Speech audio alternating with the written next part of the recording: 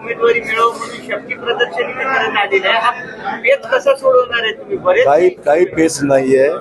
हे सगळे मला व्यक्तिगत चाहणारा वर्ग मोठा आहे, पक्षाला मानणाराही वर्ग मोठा आहे. सर्वांच्या भावना समजून घेणे माझं काम आहे. कुठलाही निर्णय घेण्याच्या अगोदर जनभावना समजण्याचा माझा प्रयत्न आहे. त्याचा हा प्रयत्न माझा आहे.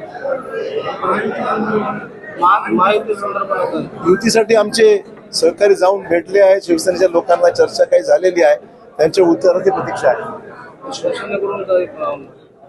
प्रस्ताव वगैरे आलाय का? शिवसेनेशी चर्चा करण्याकरता डी.पी. सावंत, अमर राजूरकर, चैतन्य बापू हे सगळे प्रयत्न आहेत चर्चेमध्ये. त्यांना प्रस्ताव मिळाला नाही असं आनंद कोंढावकर यांनी सांगितलं. त्यांच्याकडूनच द्यायचं काय? चर्चा डायरेक्ट चर्चा प्रस्ताव द्यायचा विषय कुठे आहे? डायरेक्ट चर्चा सुरू आहे. त्यामुळे जी चर्चा होईल त्यातून जे निष्कर्ष निघेल त्यामुळे आपण त्यांचं उत्तर काय तर प्रतीक्षा करतो.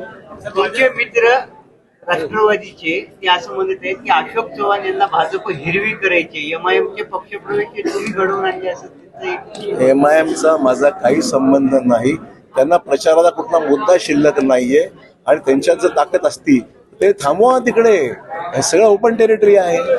आज निवडणुकीसाठी कोणालाही कुठल्याही भागात जाता येतं, पक्षात माणसं घेता येतात, त्यांनी जावा प्रयत्न करावे.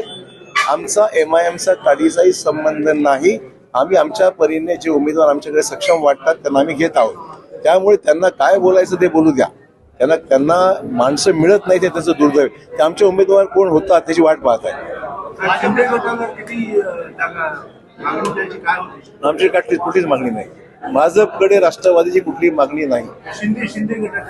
चर्चा तर असे काय काही अंतर्गत गोष्टी मला बाहेर सांगता येत नाही. त्यांची चर्चा आमची सुरू आहे. डी.पी. सावंत आणि ते अमर राजूरकर, चैतन्य बाबू देशमुख जाऊन आले. 2-3 वेळा चर्चा झाल्या. त्याची उत्तराची प्रतीक्षा आहे. आम्ही तयार ठेवलेलीच आहे.